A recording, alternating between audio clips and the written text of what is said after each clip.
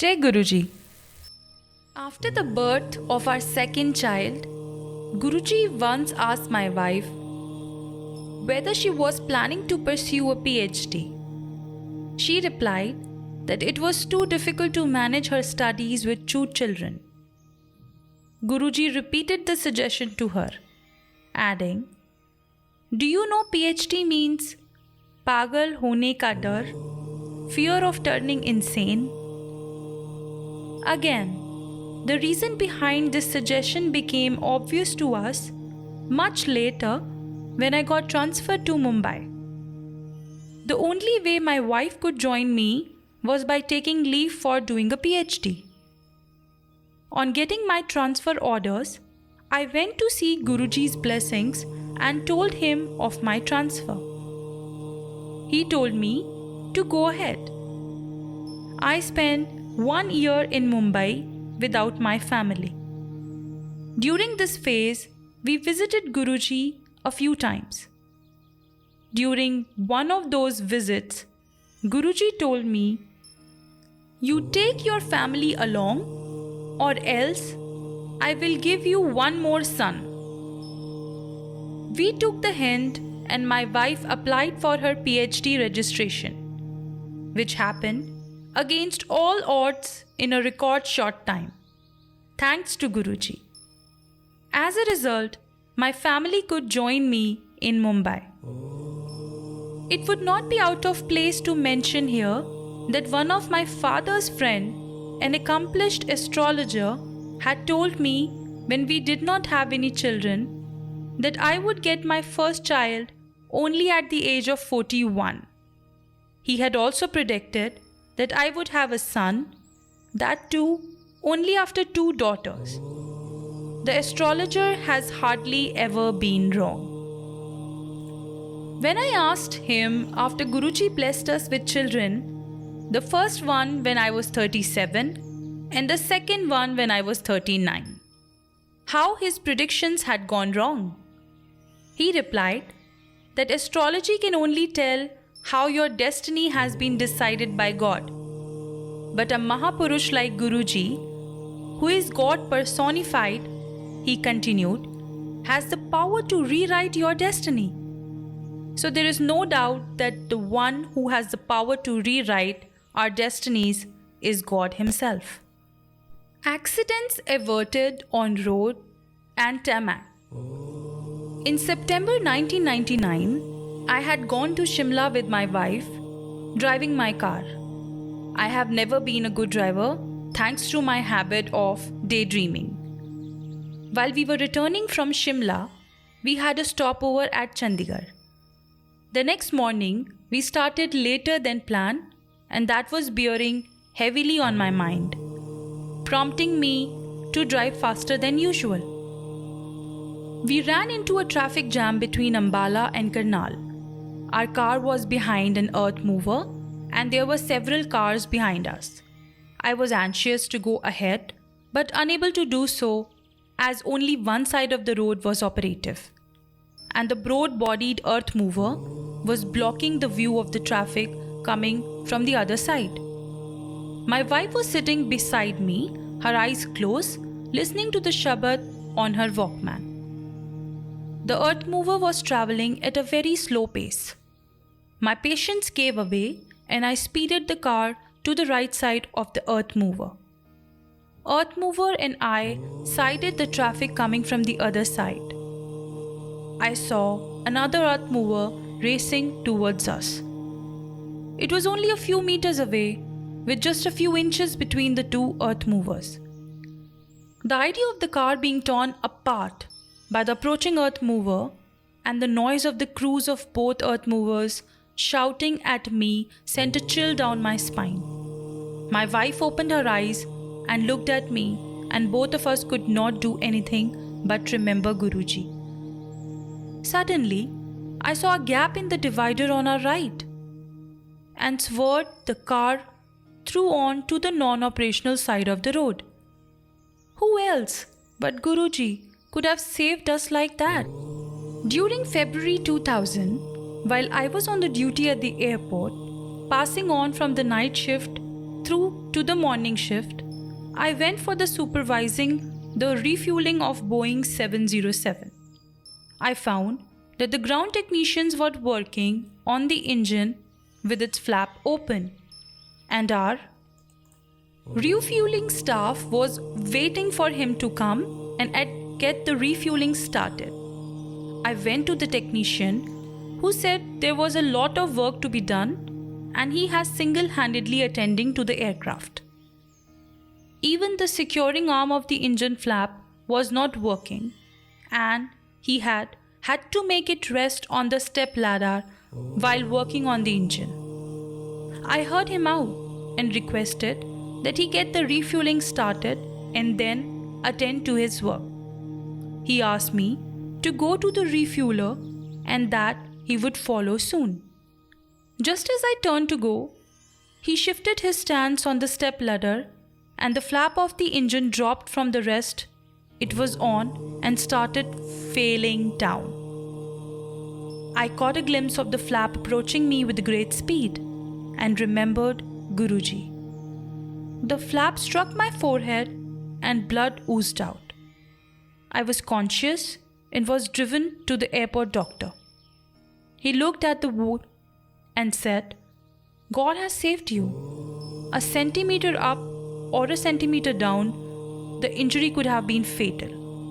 This time too, I knew the God has saved me. Saved in flooded Mumbai. On the day of the Mumbai floods, 26 July 2005, I was in office. Some of the employees left early, knowing that the train services were disrupted. I went through my office work and came out at the usual time. By then, the employees who had left early to catch the trains had started returning to the office as the services had come to a halt. I had commuted that day by my car and was in two minds. Should I stay put or try to reach home? One of my colleagues came to me and said that his son was stuck in school, which was on our way to home. That decided it for me. I remembered Guruji and headed for home, with a stopover plan at the school of my colleague's son. As we tried to leave office, one of the gates was already submerged and a car had broken down in front of it. We went out through the other gate. The roads were underwater and it was difficult to get out though. Braving the water and the jams, we reached near the school of my colleague's son in about 2 hours. As the buses were not plying, the school had made arrangement for the overnight stay of the students at the school. We learned. My colleague said that since his son was comfortable with his classmates and our ability to reach home was doubtful, he had decided to let the child be only at the school for the night. We decided to continue trying to reach home. As we moved on, we found that the water had come to such a height that it was not possible to drive through or return to the office. I decided to park the car at the high point where I'd parked in when my colleague had gone to his son's school and called home to say that I would not be coming home. We slept in the car and the next day I drove the car back home slowly as the water kept receding. On reaching home in the evening, I found that all the cars parked in the residential complex have been submerged and required major repairs amounting to tens of thousands of rupees per car. The same had happened to the cars parked at the office. The media spoke of the people who had slept in their cars on the road getting killed because the water level rose, trapping the occupants who were unable to pull down the window panes or open the doors. But no harm had come to me. Neither had my car been damaged. All because of one whom I had remembered just before leaving office. Only Guruji's Kirpa had saved me that night, and it did. His grace continues after Mahasamadhi. In February 2007, on a visit to Delhi, I went to Guruji's darshan. As I was about to bow before him, before taking his leave, Guruji said, "तू दिल्ली वापस आ गया है? Have you come back to Delhi?" I replied, "नहीं Guruji, हल्ले ते मुंबई ही हाँ." "No, I'm still in Bombay." Guruji pointed to another person and said that he was talking about that man. But this was indication enough for me. Now having some sense of how disciples' wishes were granted, that I would get my long-awaited transfer to Delhi. I got my transfer orders to Delhi in the end of March 2007. I joined the Delhi office after a month and moved my family to Delhi on 26th May 2007. We were fortunate enough to have his darshan a day later. On 31st May 2007, when I came to know of Guruji's decision to leave his body, I was shattered.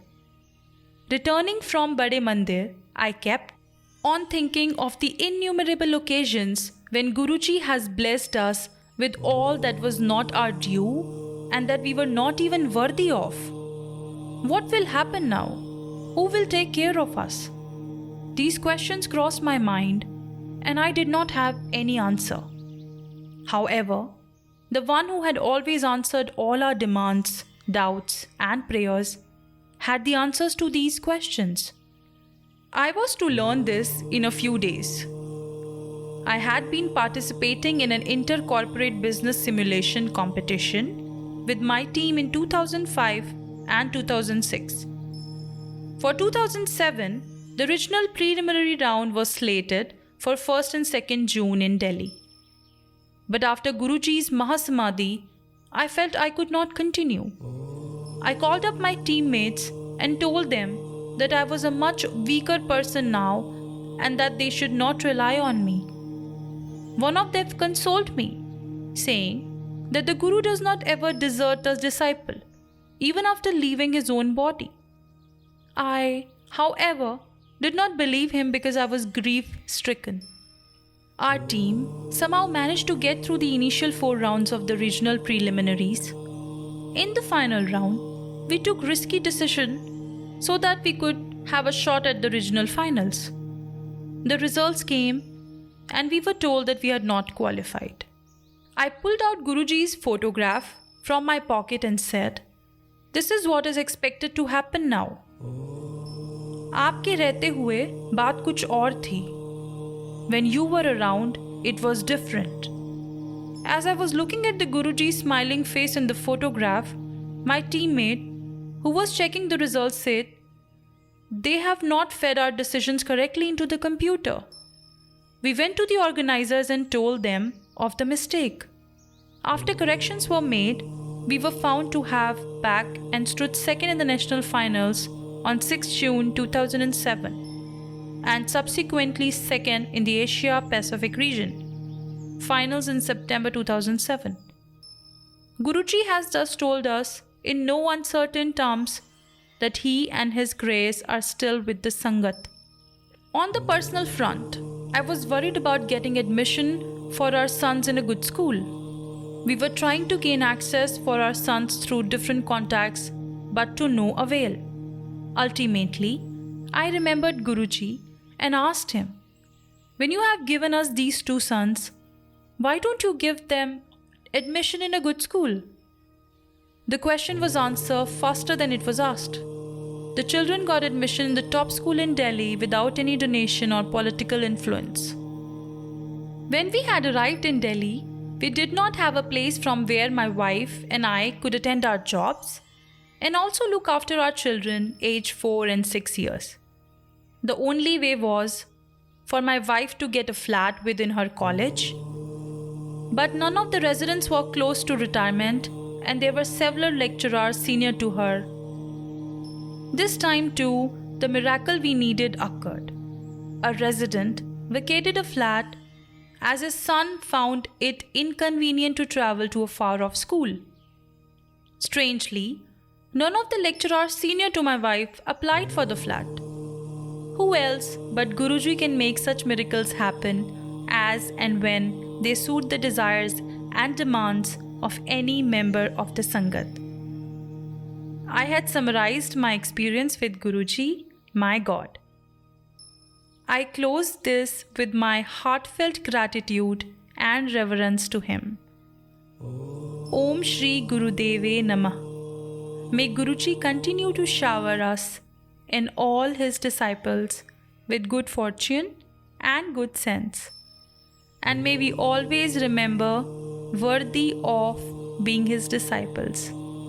Jai Guruji.